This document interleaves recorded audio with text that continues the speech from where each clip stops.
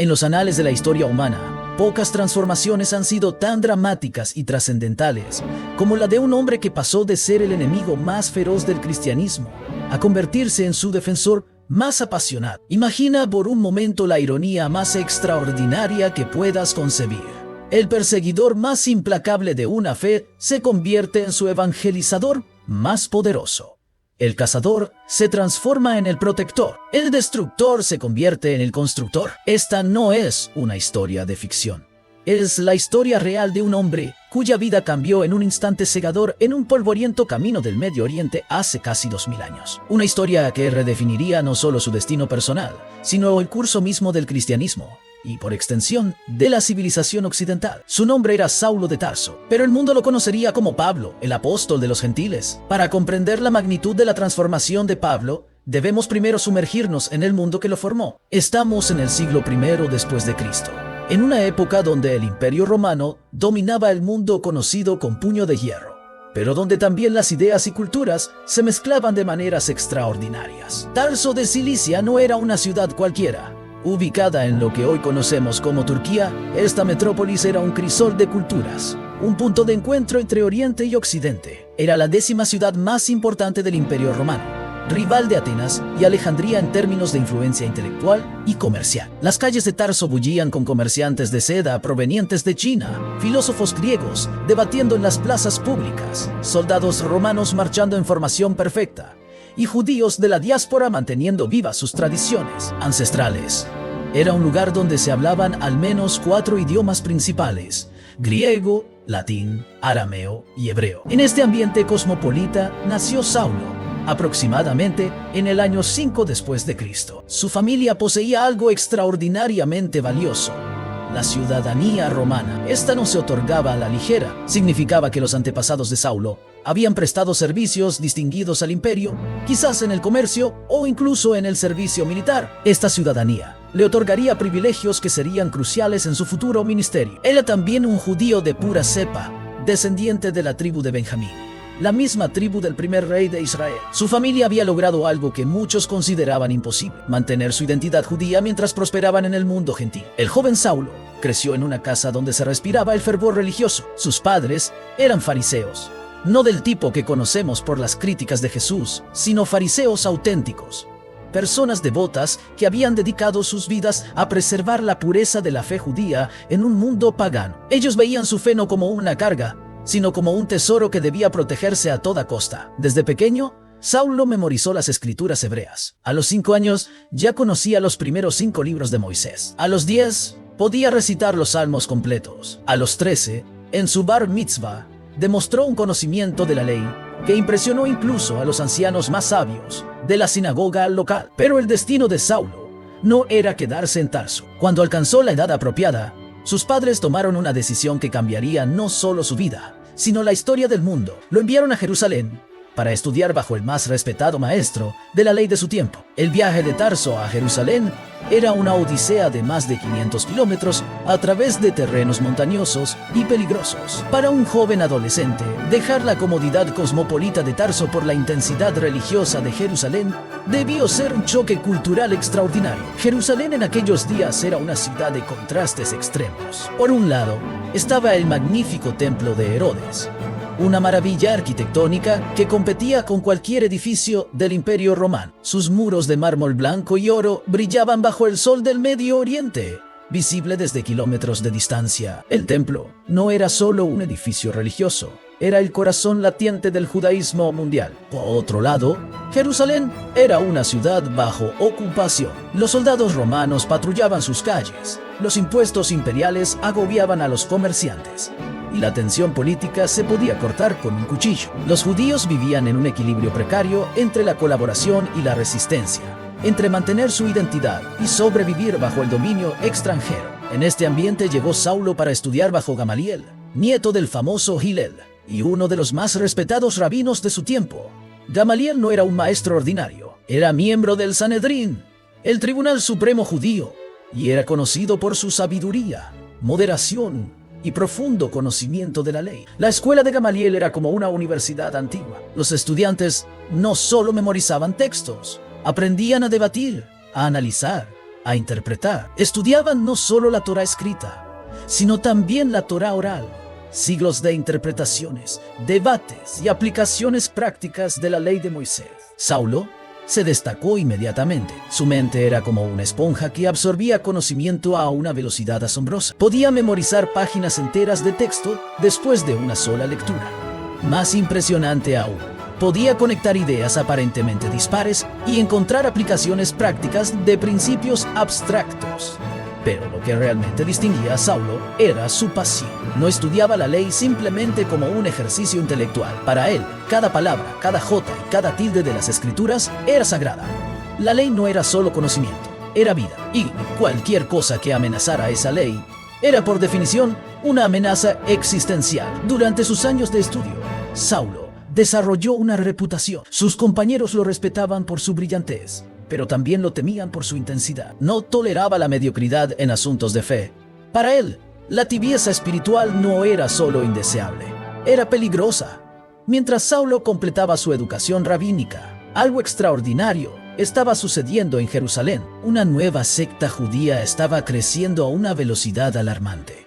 Sus seguidores afirmaban que un carpintero de Nazaret, llamado Jesús, era el Mesías prometido, y más aún, que había resucitado de los muertos. Para los líderes religiosos establecidos, esta afirmación era más que herética.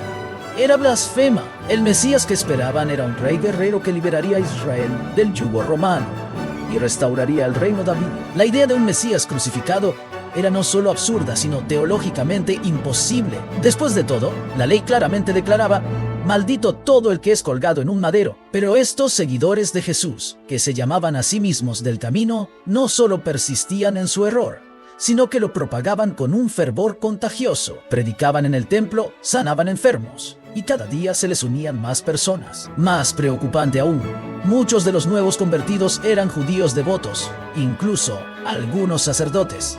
Para alguien como Saulo, educado en el celo por la pureza doctrinal, esta situación era intolerable. No veía a estos cristianos primitivos como hermanos judíos con una interpretación diferente. Los veía como una amenaza existencial a todo lo que él consideraba sagrado. La situación llegó a un punto crítico con el caso de Esteban, un joven diácono cristiano conocido por su sabiduría y poder sobrenatural. Punto que Esteban no se limitaba a predicar.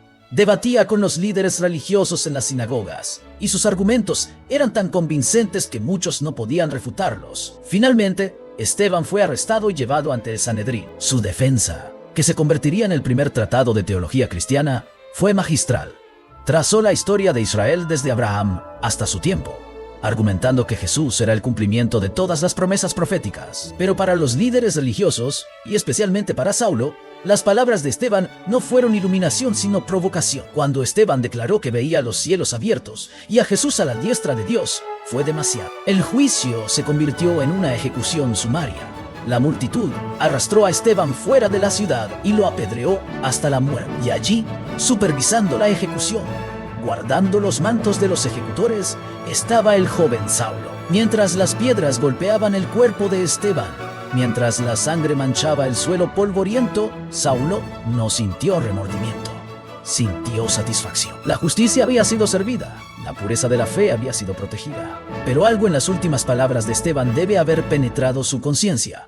Señor, no les tomes en cuenta este pecado. ¿Cómo podía un hombre moribundo, víctima de la justicia de Saulo, orar por el perdón de sus ejecutores? La muerte de Esteban no terminó con el problema cristiano, lo intensificó. Los seguidores de Jesús no se dispersaron en terror como se esperaba. En lugar de eso, llevaron su mensaje a nuevas ciudades, plantando semillas de fe donde quiera que iban. Para Saulo, esto no era solo frustrante, era una confirmación de que se necesitaban medidas más drásticas. Si la ejecución de un líder no había disuadido al movimiento, entonces todo el movimiento debía ser erradicado sistemáticamente. Así comenzó lo que podríamos llamar la primera persecución organizada contra el cristianismo. Saulo se convirtió en el arquitecto y ejecutor principal de esta campaña. No era simplemente un perseguidor, era un perseguidor científico, metodológico, implacable.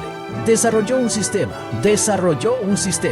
Primero, identificaba a los líderes cristianos a través de una red de informantes. Luego, organizaba redadas coordinadas, típicamente al amanecer, cuando las familias estaban en casa. Entraba casa por casa, arrestando no solo a los hombres, sino también a las mujeres, algo inusual para la época. Los arrestados eran llevados a prisión, donde enfrentaban una elección: renunciar a su fe en Jesús o enfrentar las consecuencias. Aquellos que se mantenían firmes eran azotados, encarcelados por periodos extendidos o, en algunos casos, ejecutados. Pero Saulo no se limitaba a Jerusalén. Cuando los cristianos huyeron a otras ciudades, él solicitó y obtuvo cartas de extradición del Sanedrín. Estas cartas le daban autoridad legal para perseguir cristianos en cualquier sinagoga del mundo conocido. Su reputación se extendió rápidamente. Solo mencionar el nombre de Saulo de Tarso enviaba ondas de terror a través de las comunidades cristianas primitivas. Madres susurraban oraciones por la protección de sus hijos. Hombres se escondían en cuevas y desiertos. Familias enteras abandonaban sus hogares y huyeron a países lejanos. Pero Saulo no sentía compasión. En su mente, no estaba persiguiendo a personas inocentes. Estaba defendiendo la fe de sus antepasados. Cada arresto era un acto de devoción religiosa. Cada encarcelamiento era un servicio a Dios. Years later, Pablo recordaría este periodo con horror, describiéndose a sí mismo como el primero de los pecadores.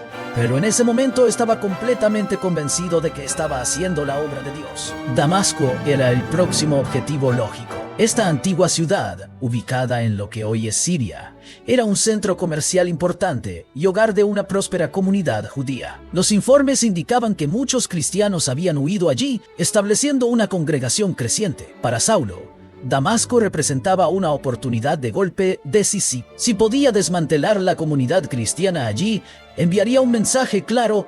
No había lugar en el mundo donde los seguidores de Jesús pudieran esconderse. Obtuvo las cartas necesarias del sumo sacerdote y organizó una expedición. El viaje de Jerusalén a Damasco era de aproximadamente 240 kilómetros, un recorrido de una semana a través del desierto. Saulo viajaba con una pequeña comitiva, algunos soldados del templo, escribas para documentar los arrestos y sirvientes para manejar los suministros. Era un viaje que había hecho mentalmente 1000 veces. Cada kilómetro lo acercaba más a su objetivo. Cada paso era un paso más hacia la erradicación completa de lo que él veía como una herejía peligrosa. El grupo había viajado durante días bajo el sol abrasador del desierto. Las montañas del Líbano se alzaban a su izquierda y el vasto desierto sirio se extendía a su derecha.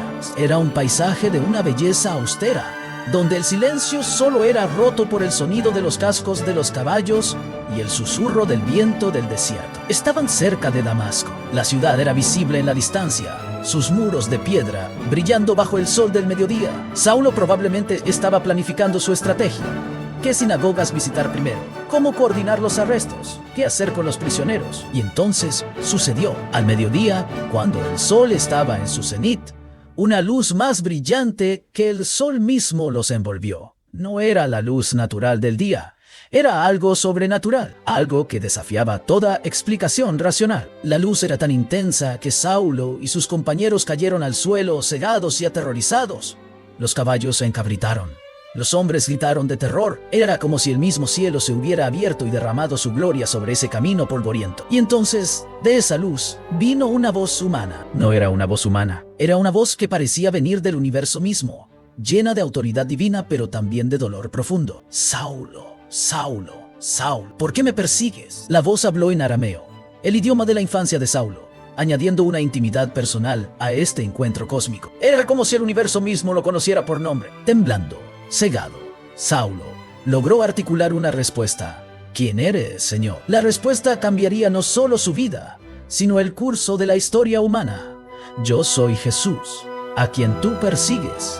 Dura cosa te es dar coces contra el aguijón. En ese momento, todo el mundo de Saulo se desplomó. El hombre a quien había considerado un impostor muerto estaba vivo. El movimiento que había tratado de destruir era verdadero. Cada arresto que había hecho, cada familia que había destruido, cada vida que había arruinado, había sido un ataque directo contra el Hijo de Dios. Pero la voz continuó, ahora con una ternura que contrastaba dramáticamente con su poder. Levántate y entra en la ciudad, y se te dirá lo que debes hacer. Cuando Saulo se levantó del suelo, se dio cuenta de que algo fundamental había cambiado. Físicamente estaba ciego. La brillantez de la luz divina había quemado su visión, pero más profundamente había sido cegado a su antigua forma de ver el mundo. Sus compañeros, que habían oído la voz, pero no habían visto a nadie, lo llevaron de la mano a Damasco. Imagina la ironía. El hombre que había venido a arrestar cristianos ahora tenía que ser guiado como un niño indefenso. Durante 3 días, Saulo no comió ni bebió. Permanecía en una casa de huéspedes, sentado en silencio, procesando lo que había experimentado. Estos no fueron días de depresión o desesperación. Fueron días de reorganización mental y espiritual completa. Todo su sistema de creencias, construido a lo largo de décadas de estudio intensivo, tenía que ser reexaminado a la luz de esta nueva revelación. Las escrituras que había memorizado ahora cobraban nuevos significados. Las profecías sobre el Mesías que había interpretado de una manera ahora demandaban una nueva comprensión. Durante estos 3 días de ayuno y oración, Saulo experimentó lo que podríamos llamar una muerte y resurrección espiritual. El perseguidor estaba muriendo y el apóstol estaba naciendo. Mientras Saulo oraba en su ceguera, Dios estaba preparando a otro hombre para un papel crucial en esta historia de transformación. Ananías era un cristiano devoto que vivía en Damasco, probablemente uno de los mismos hombres que Saulo había venido a arrestar. Ananías recibió una visión directa de Jesús, quien le dio instrucciones específicas. Levántate y ve a la calle que se llama derecha y busca en casa de Judas a uno llamado Saulo de Tarso, porque he aquí que él ora. La respuesta de Ananías revela la reputación aterradora que Saulo había desarrollado entre los cristianos. Señor, he oído de muchos acerca de este hombre. ¿Cuántos males ha hecho a tus santos en Jerusalén? Y aún aquí tiene autoridad del Extea, los principales sacerdotes, para prender a todos los que invocan tu nombre. Pero Jesús le aseguró: ve, porque instrumento escogido me es este, para llevar mi nombre en presencia de los gentiles, y de reyes, y de los hijos de Israel, porque yo le mostraré cuánto le es necesario padecer por mi nombre. Ananías obedeció, demostrando un coraje extraordinario. Imagina el valor que requirió para acercarse al perseguidor más temido del cristianismo, sabiendo que podría ser una trampa. Cuando Ananías llegó a la casa donde se hospedaba Saulo, sus primeras palabras fueron extraordinarias. Hermano Saulo, no enemigo Saulo o perseguidor Saulo, sino hermano. En esas 2 palabras encapsuló toda la gracia y el perdón del evangelio cristiano. Ananías puso sus manos sobre Saulo y oró: el Señor Jesús, que se te apareció en el camino por donde venías, me ha enviado para que recibas la vista y seas lleno del Espíritu Santo. En ese momento, algo como escamas cayó de los ojos de Saulo. Su vista física fue restaurada, pero más importantemente, su vista espiritual fue completamente transformada. Podía ver el mundo, las escrituras y su propósito de vida de una manera completamente nueva. Inmediatamente, después de recibir su vista, Saulo fue bautizado. Este no fue simplemente un ritual religioso, fue un símbolo poderoso de muerte y resurrección. El perseguidor Saulo había muerto en esas aguas. El apóstol Pablo había nacido. Sus primeras acciones después del bautismo fueron sorprendentes. En lugar de esconderse o reflexionar en privado sobre su transformación, inmediatamente comenzó a predicar en las sinagogas de Damasco. El mensaje era simple pero revolucionario: Jesús es el Hijo de Dios. La reacción de la comunidad judía de Damasco fue de shock total. Los hombres que habían esperado que Saulo los arrestara ahora lo escuchaban predicar la misma fe que había venido a destruir. Era como si un lobo se hubiera convertido en pastor overnight. Pero Saulo no se limitaba a repetir fórmulas aprendidas. Su predicación demostró la misma brillantez intelectual y pasión que había caracterizado su persecución. Aplicó su profundo conocimiento de las escrituras hebreas para demostrar que Jesús cumplía todas las profecías mesiánicas. Sus argumentos eran tan convincentes que muchos judíos de Damasco comenzaron a creer, pero otros se enfurecieron. El hombre que había sido su campeón ahora se había convertido en su enemigo más formidable. Necesitaba una comprensión profunda de cómo su fe recién descubierta se relacionaba con todo lo que había aprendido durante años de estudio rabínico. Así que tomó una decisión que sorprendió a todos. Se retiró al desierto de Arabia. Este no fue un exilio forzado. Fue una decisión deliberada de buscar soledad para estudio, oración y revelación divina. El desierto de Arabia era un lugar de silencio profundo, donde las distracciones del mundo civilizado no podían alcanzar. Era el mismo tipo de lugar donde los profetas del Antiguo Testamento habían recibido revelaciones divinas, donde Juan el Bautista había preparado el camino para Jesús. Durante 3 años, Saulo, ahora llamándose Pablo, estudió, oró y recibió revelaciones directas de Cristo resucitado. No dependía de los otros apóstoles para su entendimiento del Evangelio. Lo recibía directamente de la fuente. En el desierto, Pablo desarrolló su teología única. Comprendió cómo la ley de Moisés se relacionaba con la gracia de Cristo. Entendió que la salvación no venía por obras sino por fe. Más crucialmente, recibió su llamado específico: ser el apóstol de los gentiles. Cuando Pablo regresó a Damasco, después de sus años en Arabia, encontró una situación completamente cambiada. Su transformación había enfurecido tanto a las autoridades judías que habían puesto precio a su cabeza. Los mismos hombres que una vez lo habían apoyado ahora conspiraban para asesinarlo. La situación se volvió tan peligrosa que los cristianos de Damasco tuvieron que ayudarlo a escapar de una manera dramática. Lo bajaron en una canasta por el muro de la ciudad durante la noche. El perseguidor se había convertido en el perseguido. Pablo decidió viajar a Jerusalén para conocer a los apóstoles originales. Pero cuando llegó, se encontró con una recepción fría. Los cristianos de Jerusalén no podían creer que su transformación fuera genuina. Temían que fuera una elaborada trampa para infiltrar y destruir la iglesia desde adentro. Fue Bernabé, un judío chipriota conocido por su corazón generoso, quien finalmente intercedió por Pablo. Bernabé lo llevó ante los apóstoles Pedro y Santiago y les contó la historia completa de su conversión y su predicación valiente en Damasco. Incluso después de esta introducción, Pablo pasó solo 15 días en Jerusalén. Su presencia causaba demasiada controversia, tanto entre cristianos como entre judíos no creyentes. Finalmente, los hermanos lo enviaron de vuelta a su ciudad natal de Tarso por su propia seguridad. Los siguientes años de la vida de Pablo están envueltos en un silencio histórico relativo. Sabemos que regresó a Tarso y su región natal de Cilicia, pero los detalles de estos años son escasos. Sin embargo, podemos inferir que no fueron años de inactividad. Pablo probablemente usó este tiempo para desarrollar más profundamente su teología, para ganar experiencia práctica en el ministerio y para prepararse para la gran obra que estaba por venir. Puede haber plantado iglesias en Cilicia, entrenado líderes locales y refinado sus métodos de evangelización. También es probable que durante estos años haya sufrido muchas de las persecuciones que más tarde mencionaría en sus cartas. Habla de haber sido azotado 5 veces por los judíos, golpeado con varas 3 veces por los romanos, apedreado 1 vez y naufragado 3 veces. Muchas de estas experiencias probablemente ocurrieron durante estos años relativamente oscuros. Todo cambió cuando Bernabé llegó a Tarso con una propuesta que alteraría el curso de la historia cristiana.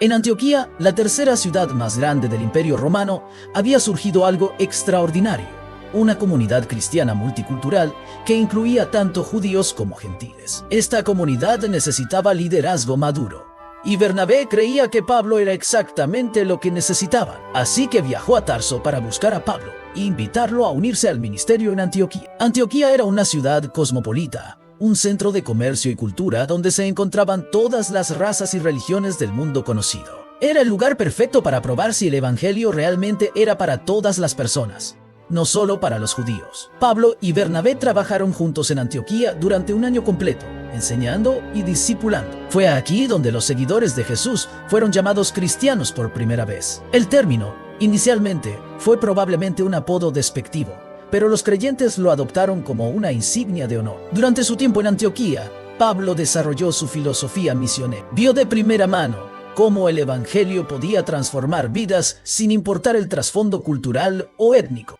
Comprendió que su llamado no era simplemente predicar a individuos, sino establecer comunidades de fe que pudieran sostenerse y crecer por sí mismas. El Espíritu Santo habló directamente a la iglesia de Antioquía: apartadme a Bernabé y a Saulo para la obra a que los he llamado. Así comenzó formalmente la carrera misionera de Pablo, que cambiaría el mundo. Su primer destino fue Chipre, la isla natal de Bernabé, en el Mediterráneo oriental. Llevaron consigo a Juan Marcos, un joven que serviría como su ayudante. El viaje a Chipre era relativamente seguro. Era una provincia romana pacífica con una próspera comunidad judía. En Chipre, Pablo experimentó su primer enfrentamiento dramático con la oposición sobrenatural. Un mago judío llamado Bar Jesús, también conocido como Elimas, trató de impedir que el procónsul romano Sergio Paulo escuchara el evangelio. Pablo, lleno del Espíritu Santo, confrontó al mago directamente, declarando que quedaría ciego temporalmente. Cuando esto sucedió exactamente como Pablo había dicho,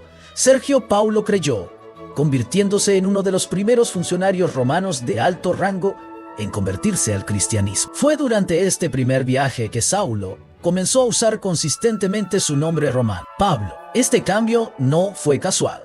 Simbolizaba su transición completa de su identidad como fariseo judío a su nueva identidad como apóstol de los gentiles. Desde Chipre, el equipo navegó hasta la costa sur de lo que hoy es Turquía, llegando a Perge en Panfilia. Fue aquí donde Juan Marcos tomó una decisión que causaría tensión posterior. Decidió regresar a Jerusalén, abandonando la misión. Pablo y Bernabé continuaron solos hacia el interior montañoso, llegando a Antioquía de Pisidia. Esta era una ciudad diferente de la Antioquía donde habían ministrado. Era un puesto fronterizo romano en territorio hostil, poblado por tribus guerreras y bandidos. En la sinagoga de Antioquía de Pisidia, Pablo predicó lo que podría considerarse su primer sermón completamente desarrollado según el registro histórico. Su mensaje trazó la historia de Israel desde los patriarcas hasta David, culminando en Jesús como el cumplimiento de todas las promesas de Dios. La respuesta fue mixta pero dramática. Muchos judíos y prosélitos gentiles creyeron, pero los líderes judíos se opusieron violentamente. Cuando la persecución se volvió insoportable,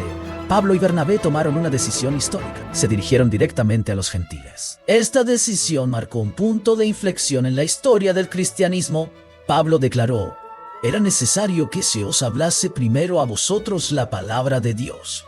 Mas puesto que la desecháis y no os juzgáis dignos de la vida eterna, he aquí, nos volvemos a los gentiles. El patrón establecido en Antioquía de Pisidia se repetiría una y otra vez a lo largo del ministerio de Pablo. Predicación poderosa, conversiones dramáticas, oposición violenta y eventual expulsión de la ciudad. Desde Antioquía de Pisidia, Pablo y Bernabé viajaron a Iconio, otra ciudad fronteriza donde la tensión entre judíos y gentiles era constante. Aquí, su predicación fue tan efectiva que creyó una gran multitud de judíos y asimismo de griegos. Pero también aquí enfrentaron oposición organizada que eventualmente los forzó a huir por sus vidas. Su siguiente parada fue Listra, una ciudad pequeña y primitiva donde algo extraordinario sucedió. Pablo sanó a un hombre que había sido cojo de nacimiento, un milagro tan dramático que la multitud pagana creyó que Pablo y Bernabé eran dioses. Gritaron en su idioma local: dioses bajo semejanza de hombres han descendido a nosotros. Llamaron a Bernabé Zeus y a Pablo Hermes,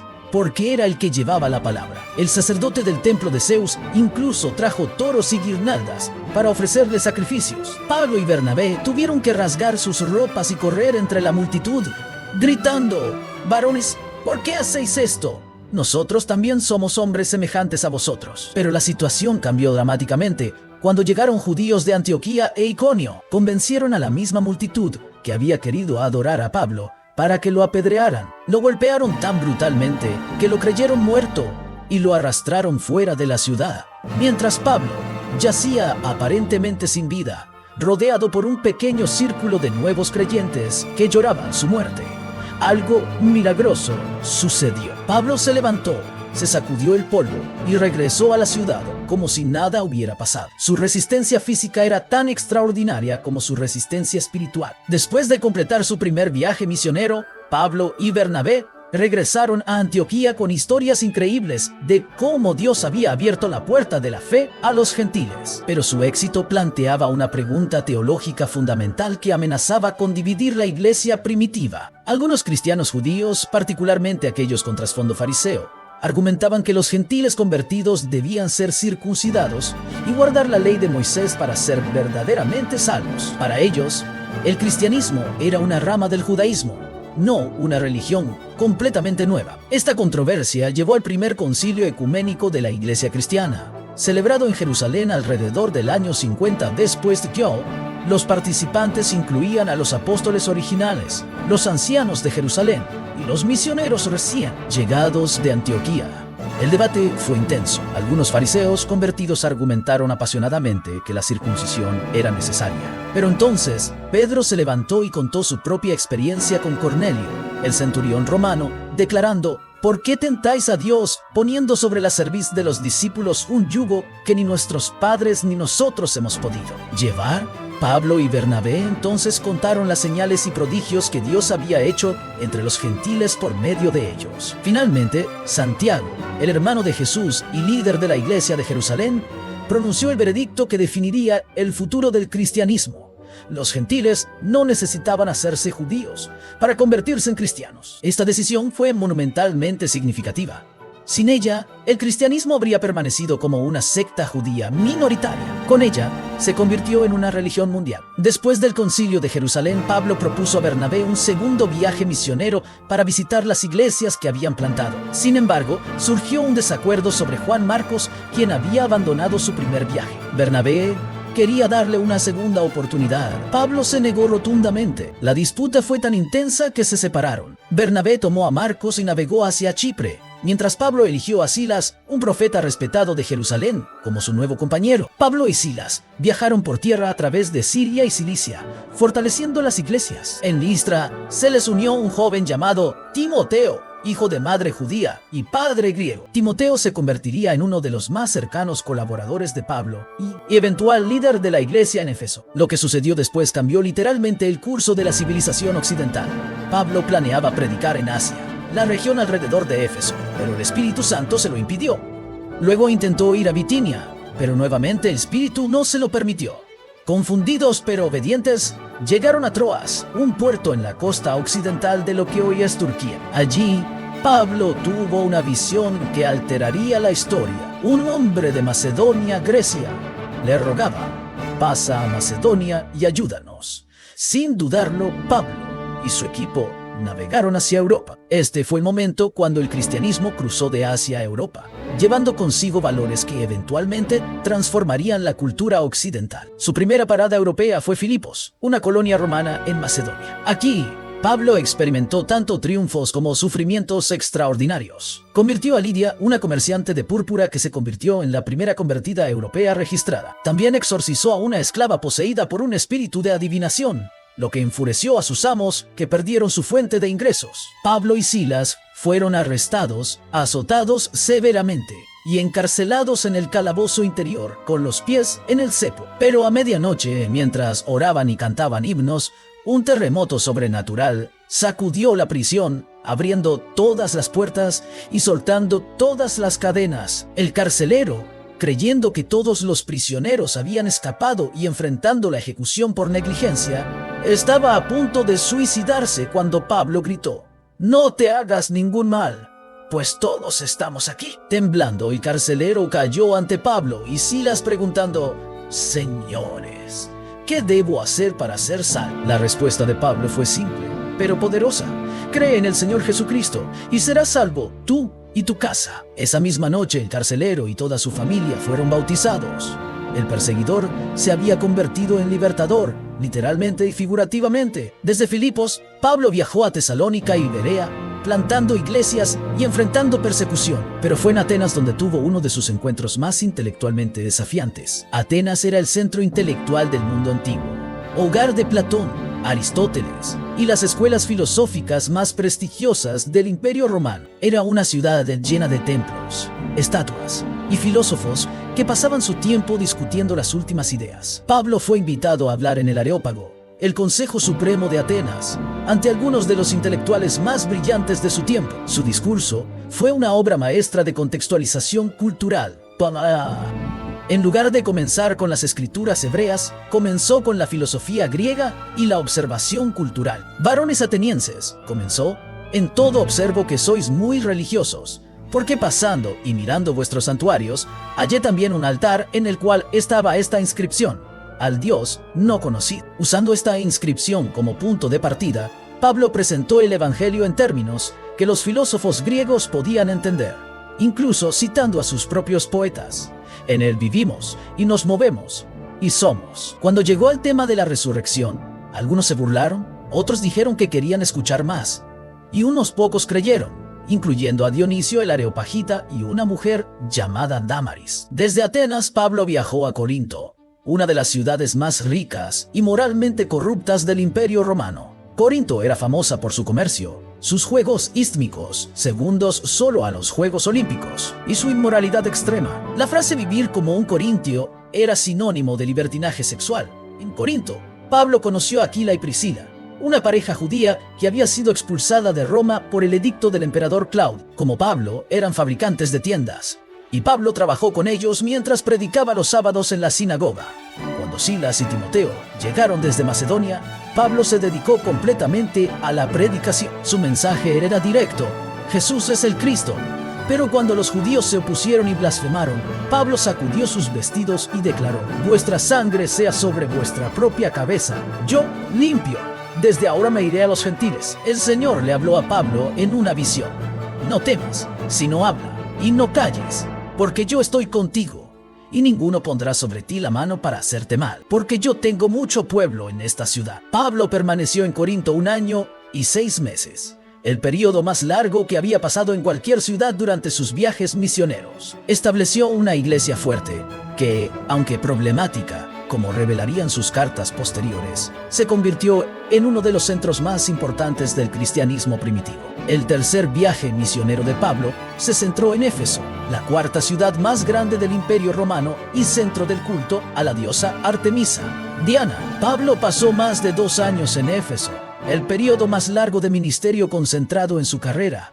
Éfeso era una ciudad de magia, superstición y comercio. El templo de Artemisa era una de las 7 maravillas del mundo antiguo, y la ciudad estaba llena de magos, hechiceros y vendedores de amuletos. Pablo comenzó predicando en la sinagoga, pero cuando algunos se endurecieron y blasfemaron del camino, alquiló la escuela de Tirano y enseñó allí diariamente durante 2 años. Su enseñanza era tan efectiva que todos los que habitaban en Asia, judíos y griegos, oyeron la palabra del Señor Jesús. Dios hacía milagros extraordinarios por mano de Pablo. Incluso llevaban a los enfermos los paños o delantales que habían tocado su cuerpo, y las enfermedades se iban y los espíritus malos salían.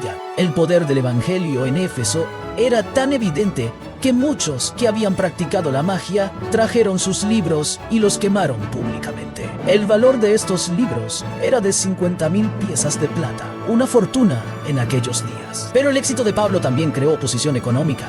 Demetrio, un platero que fabricaba templecitos de plata de Artemisa, organizó un motín porque las ventas habían disminuido drásticamente. La ciudad entera se llenó de confusión y la multitud se precipitó al teatro gritando: ¡grande es Diana de los Efesios! Después del disturbio en Éfeso, Pablo sintió en su espíritu que debía regresar a Jerusalén, aunque sabía que le esperaba sufrimiento. Viajó por Macedonia y Grecia, fortaleciendo las iglesias y recogiendo una ofrenda para los cristianos pobres de Jerusalén. En Troas, durante una reunión que se extendió hasta muy entrada la noche, un joven llamado Eutico se quedó dormido en una ventana del 3er piso y cayó, muriendo instantáneamente.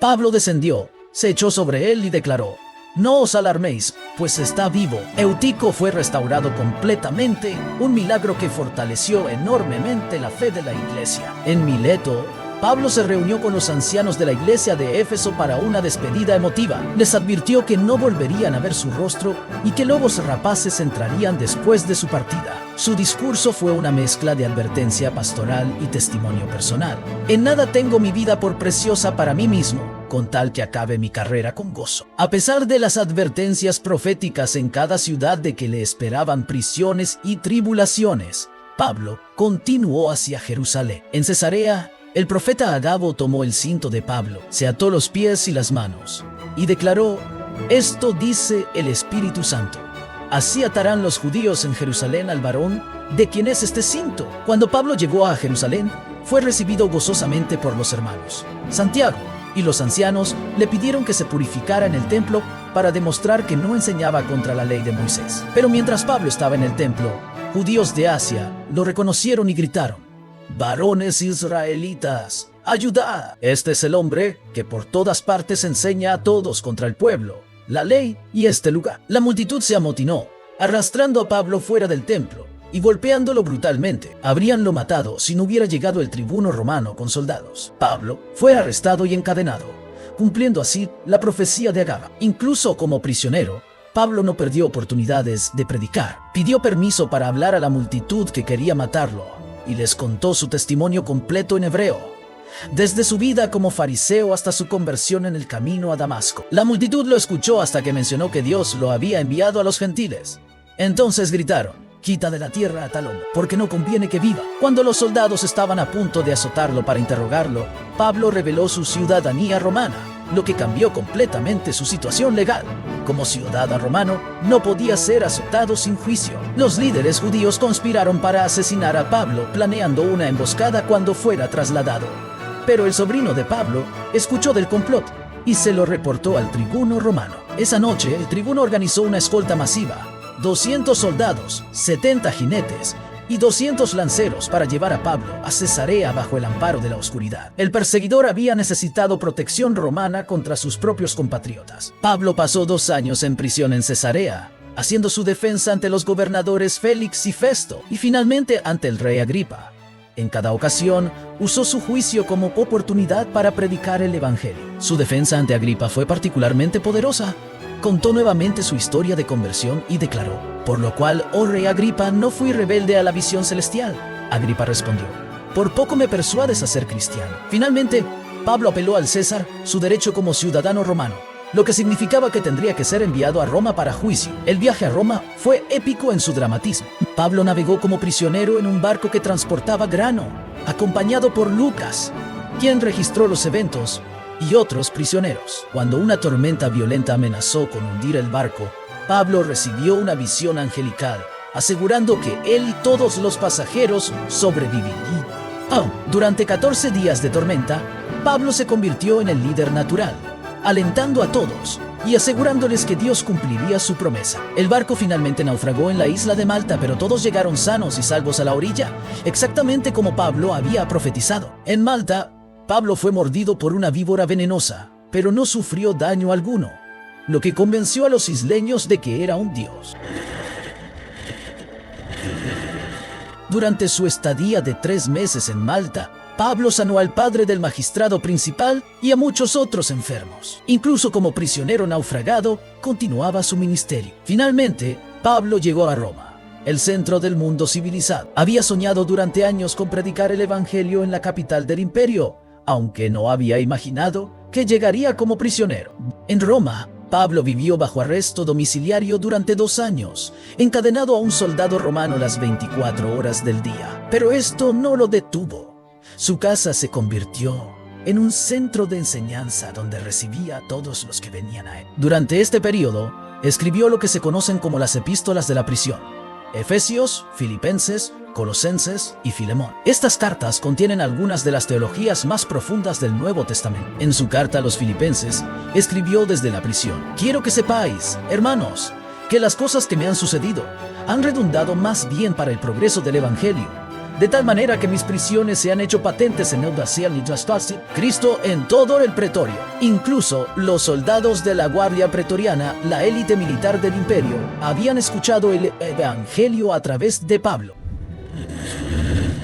Sus cadenas se habían convertido en su plataforma de ministerio. La tradición histórica nos dice que Pablo fue finalmente ejecutado en Roma durante la persecución de Nerón. Alrededor del año 67 después fue decapitado, un método de ejecución reservado para ciudadanos romanos, en un lugar llamado Aquae Salviae. Pero su muerte no fue el fin de su historia. Fue el comienzo de su legado eterno. Pablo había escrito más de la mitad del Nuevo Testamento. Había plantado iglesias desde Jerusalén hasta Roma. Había entrenado líderes que continuarían su obra. Había establecido principios teológicos que definirían el cristianismo para siempre. Más que eso, había demostrado que la gracia de Dios puede transformar incluso al corazón más endurecido. El perseguidor se había convertido en el predicador. El destructor se había convertido en el constructor. El enemigo se había convertido en el embajador. Su vida es un testimonio eterno de que nadie está demasiado lejos, demasiado perdido o demasiado endurecido para ser alcanzado por el amor transformador de Dios.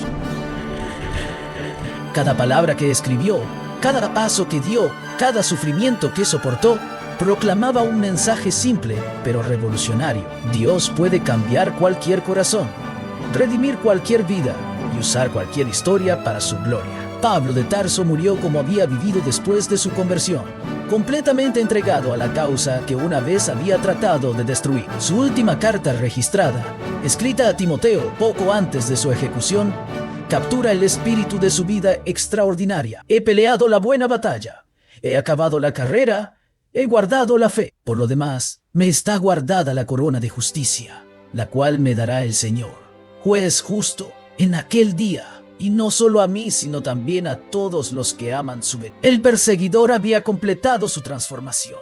El enemigo se había convertido en el mayor campeón de la fe que había tratado de destruir, y su historia continúa inspirando transformaciones similares 2000 años después. Porque la historia de Pablo no es solo la historia de un hombre, es la historia de lo que Dios puede hacer con cualquier vida completamente entregada a Él.